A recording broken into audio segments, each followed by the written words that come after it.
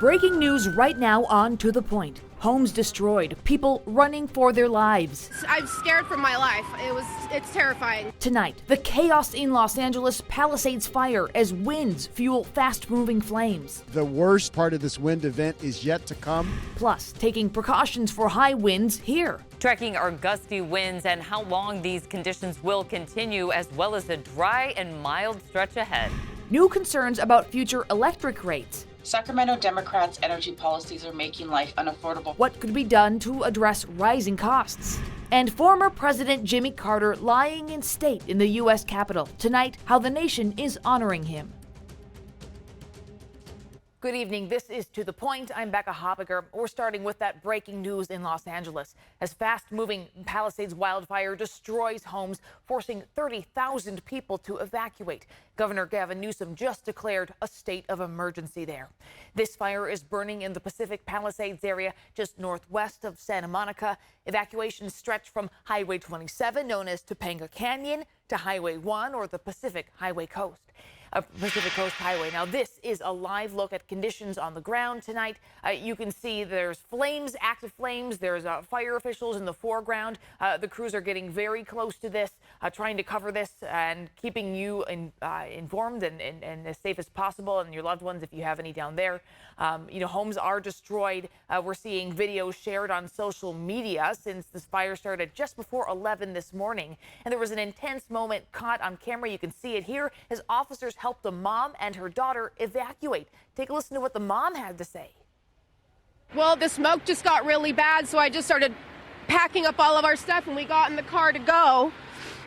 And then all the cars were abandoned, so I had nowhere to go, so I just had to get out of my car and start walking. The smoke is so bad. I have no idea where we're going.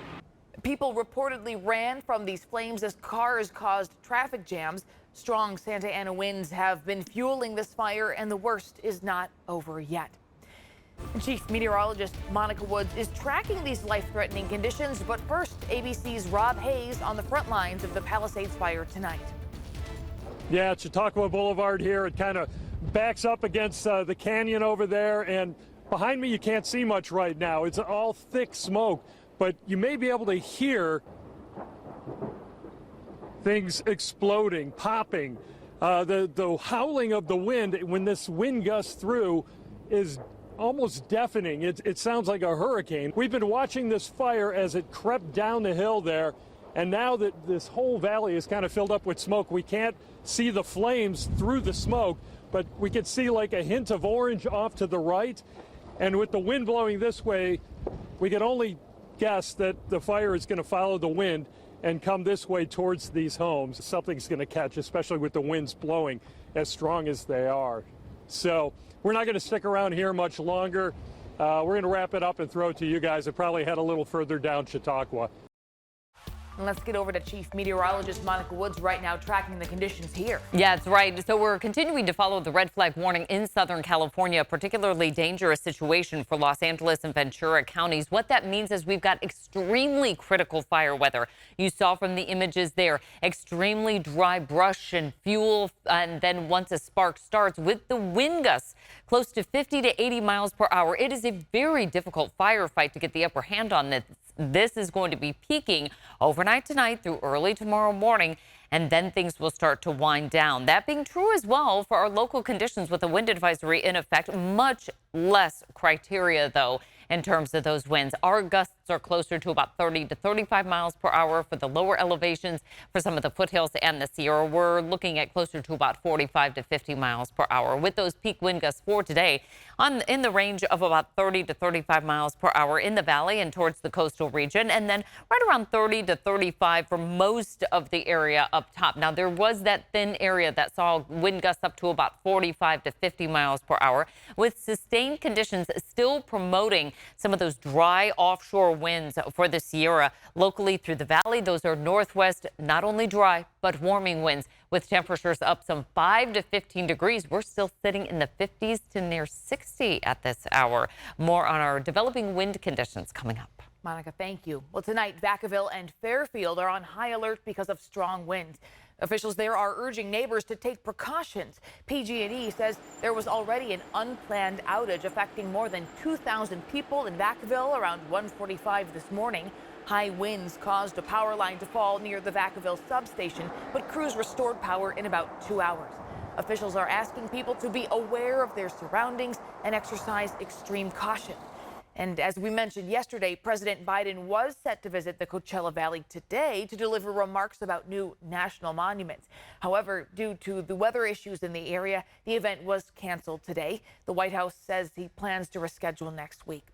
And our weather coverage doesn't stop here. Monica will have your full forecast coming up later in the show. And right now on ABC 10 Plus, you can find in-depth weather news. Well, for many Californians, it feels the cost of electricity has gotten out of hand. And now a new report from the state's nonpartisan legislative analyst's office confirms the rates are expensive and predicts they'll continue to rise. ABC 10's Jeannie Nguyen spoke with lawmakers today asking what they're doing about it. California's electricity rates are among the highest in the country. That comes from this 24-page report from the Legislative Analyst's Office assessing the state's climate policies and its impacts on electricity rates. Last month, Democrat Assemblymember Josh Lowenthal told ABC 10 his focus will be making California affordable. I think the priority is how do we improve the quality of life for working-class families in California? You know, the big ball in the center, how do we make things more affordable? The LAO found the state's electricity rates have grown 47% over a 4-year period compared to overall growth in prices of about 18%. PG&E is listed as one of the companies charging the most in the state. Contributing factors include wildfire risks and initiatives from the state's programs to lower greenhouse gas emissions. It's something Republican Senator Marie Alvarado-Gil says she wants to address, helping author legislation to repeal some state rules. Sacramento Democrats' energy policies are making life unaffordable for Californians and their families. As the state continues its push to be emissions-free by 2035 and requiring that all new car sales will need to be electric, the LAO found that it will be difficult for Californians to justify spending more for those vehicles, in turn slowing down the state's climate goals. We have Californians that are looking at their electric bills saying, how am I going to pay this and still pay my rent next month? How am I going to cover my energy costs when I can't put food on the table for my family? The California Public Utilities Commission, its members appointed by the governor, approved rate hikes for companies like PG&E. Former President Loretta Lynch says the report does not show the full truth about the costs, blaming the CPUC for granting companies like PG&E the ability to overspend. And this report just doesn't even mention that the spending that is occurring and that is being authorized by the PUC is just not reasonable. And that is the source of our high electric bills. Adding that private utility companies need to prioritize safety rather than profits. PG&E tells ABC 10 electric bills are 4% lower today than they were last year and will continue to work to limit increases over the next 2 years. Jeannie joins us now. So you also reached out to the CPUC, the Air Resources Board, and Democratic lawmakers. Did any of them respond to you? Well, Becca, unfortunately, no Democratic lawmakers were available to speak with me today or provide me with any comment. And the CPUC acknowledged my request, but I have yet to receive a statement. A CARB spokesperson did provide me with a long statement that says, in part, the state's climate policies are expected to save Californians $200 billion in health costs from pollution by 2045. The full statement will be on our website at abc10.com. Becca. Jeannie, thank you.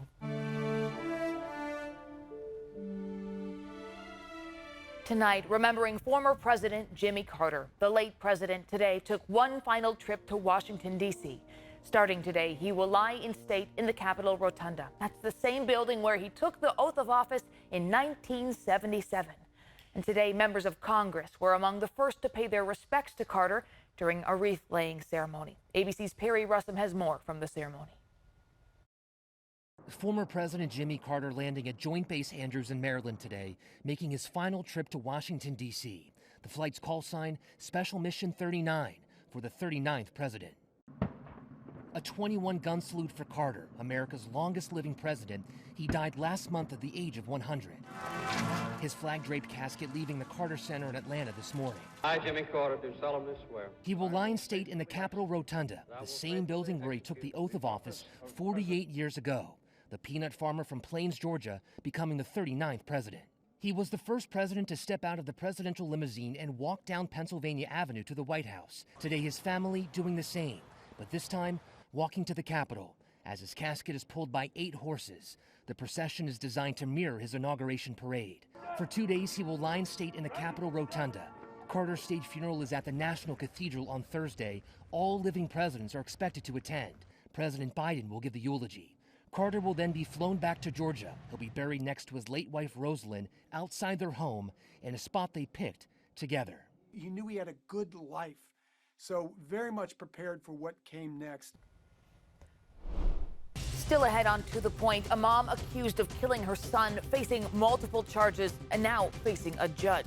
Plus, a convicted kidnapper facing even more charges tonight. What investigators are now tying Matthew Mueller to. We're tracking our weather impact headlines, including that wind advisory, the dangerous fire weather in parts of Southern California, and warmer than average temperatures.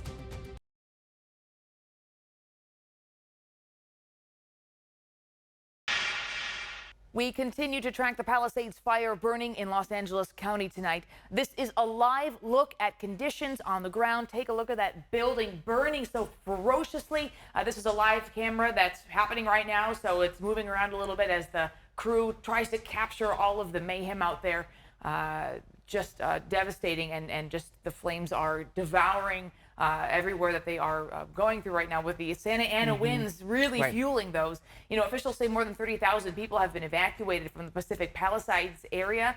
Thousands of homes and structures remain under threat at this hour. And of course, Chief Meteorologist Monica Woods, you're tracking the conditions down in Southern California and in our area, I know, it's just hard to imagine trying to battle not only the flames, but also the winds that are really fighting against getting the upper hand on that fire. And unfortunately, that red flag warning in the particularly dangerous situation category will continue overnight tonight through early Wednesday. Now, we're going to continue to see our wind advisory in place through the valley and towards the coast, as well as the foothills and lower Sierra through tomorrow morning at 7 a.m. Our winds much less fierce than what we're seeing down south. Current wind gusts down to about 30 miles per hour right now, closer to about 40 miles per hour for the foothills. But again, moment by moment, we're continuing to see this weather pattern relax as that low pressure system will move off to the east. That will give this high pressure ridge more of control of our weather across the west, resulting in a dry weather pattern and less of those offshore winds. Now, tonight we still have to deal with it. Wind gusts at about 25 to 30 miles per hour throughout the valley,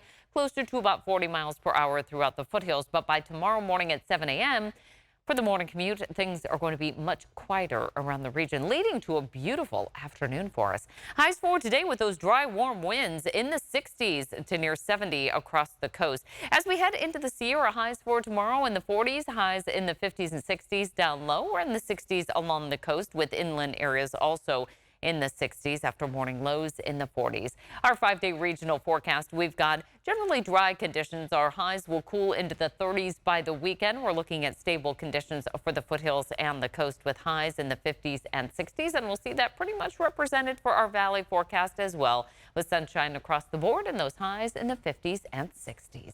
Monica, thank you so much.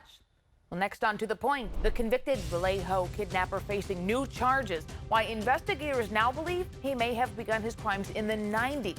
Plus, honoring Tyree Nichols, how the community is coming together to remember the Sacramento native 2 years after his death.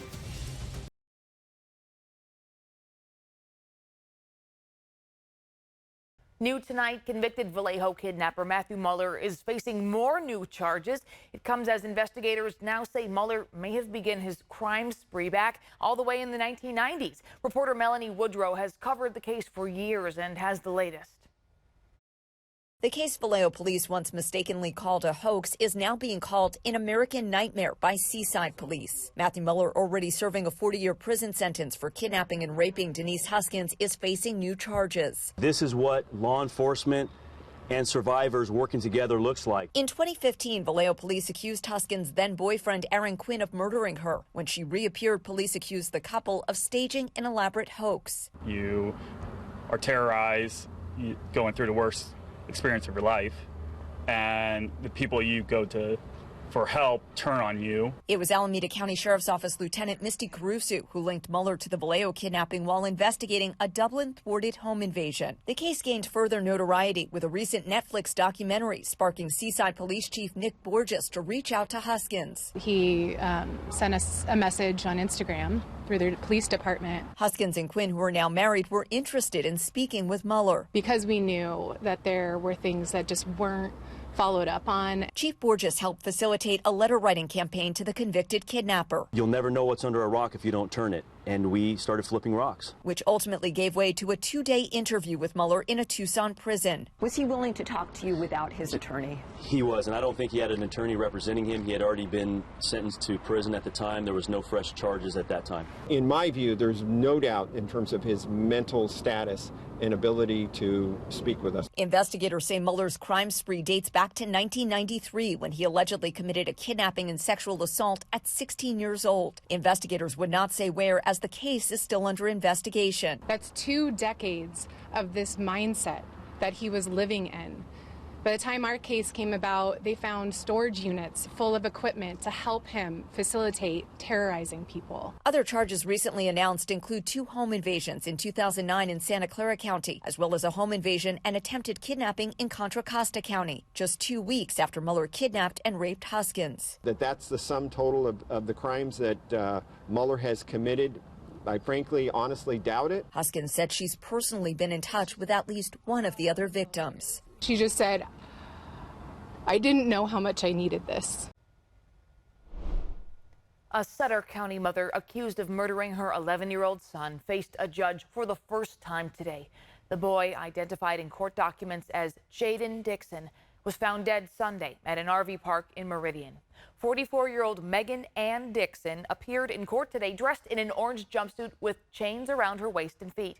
We weren't allowed to take video of her court appearance, but the judge did allow us to take photos. Dixon faces a total of 5 charges, including the murder of her son and 3 dogs. We feel she committed a murder.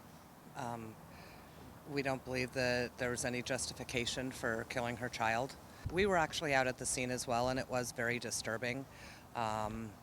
We will be speaking with folks from behavioral health. They've already offered their services to come in and talk not only with the 2 of us who are on scene, but other folks who have to deal with seeing the report. Family members were present in court but told ABC 10 they have no comment at this time. Dixon's arraignment was ultimately pushed back to a later date until another public defender could be present to represent her. Bail is set at $1 million, and if she posts it, she cannot be with animals within 10 yards of unsupervised children and may not consume alcohol or controlled substances. A person is in custody following an armed standoff with Sacramento police. It began as an armed robbery investigation around 8:30 last night along Martin Luther King Jr. Boulevard near 7th Avenue. Police say the suspect surrendered peacefully around 3:30 this morning. The department used its SWAT and crisis negotiation teams. Police say the suspect is 59-year-old Rudolph Henderson. He faces multiple felony charges, including robbery and assault with a deadly weapon. Today marks 2 years since the death of Sacramento native Tyree Nichols. On this day in 2023, Nichols was beaten to death by police officers during a traffic stop while in Memphis, Tennessee.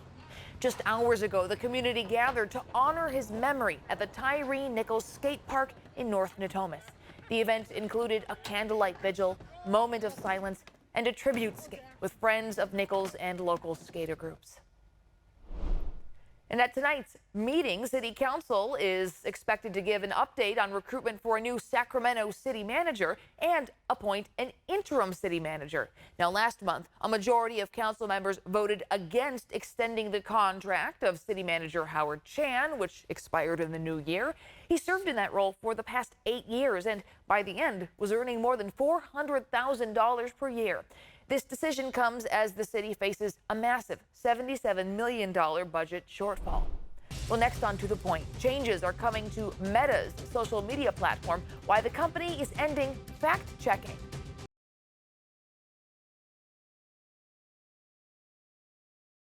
There are new changes to how popular social media company Meta is monitoring what users post online. CEO Mark Zuckerberg said the company will end its third-party fact-checking and remove restrictions on speech across Facebook, Instagram, and Threads, calling the recent presidential election a cultural tipping point. Zuckerberg says those fact-checkers will now be replaced with a community notes program similar to the model used by Elon Musk's X program. After Trump first got elected in 2016, the legacy media wrote nonstop about how misinformation was a threat to democracy. We tried in good faith to address those concerns without becoming the arbiters of truth. But the fact-checkers have just been too politically biased and have destroyed more trust than they've created. Zuckerberg is also moving Meta's content moderation team from California to Texas, a similar decision that Elon Musk made last year. Well, that's it for our show tonight. Thank you so much for watching. If you have something you think we should be looking into, please send the team an email at tothepoint@abc10.com. And To The Point doesn't end here. To watch stories featured on the show, download our free ABC 10 Plus app wherever you stream. Have a great and safe night.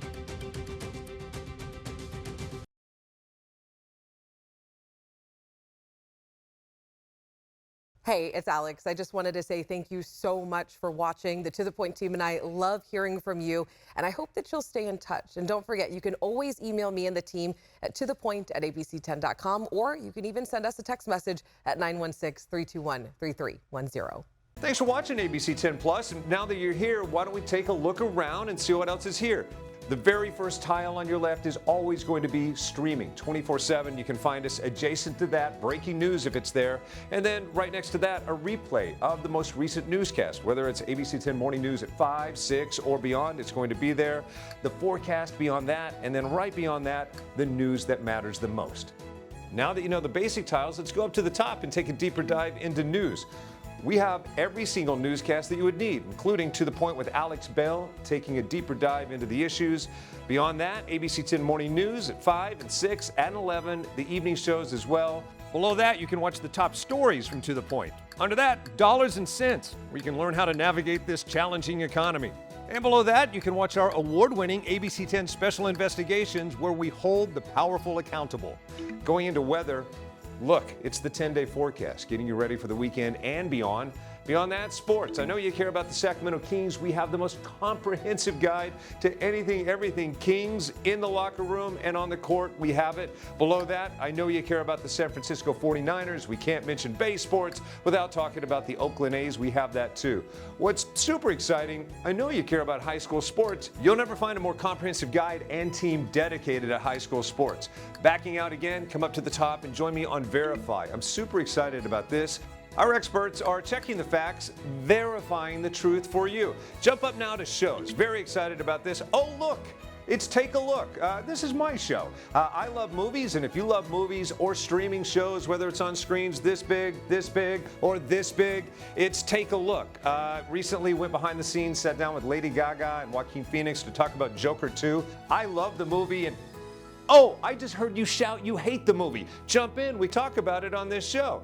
Other shows, Bartell's Backroads, go up and down the state of California, tank of gas getaways, one fuel cell getaway, like places like the Toy Museum. This is what kids did before they had screens. Over here, the Moaning Caverns of Calaveras County, one of the most coveted caves in all of California. You know, watching this show, I discovered there's a cave that could fit the entire Statue of Liberty in your own backyard. You'll find about that and more with Bartell's Backroads. Down below that, To The Point. It is one of my favorite newscasts because they talk about news with Alex Bell the way you talk about news. It's conversational, but in-depth at the same time. Below that, Your California Life. Love this show. Whether it's entertainment, food, beverage, lifestyle, it's there. Desiree Shepherd hosts and does an amazing job. So there you have it. It's ABC 10 Plus, the app. What do you need? We heard you and we got it. Thanks for watching. Thanks for streaming.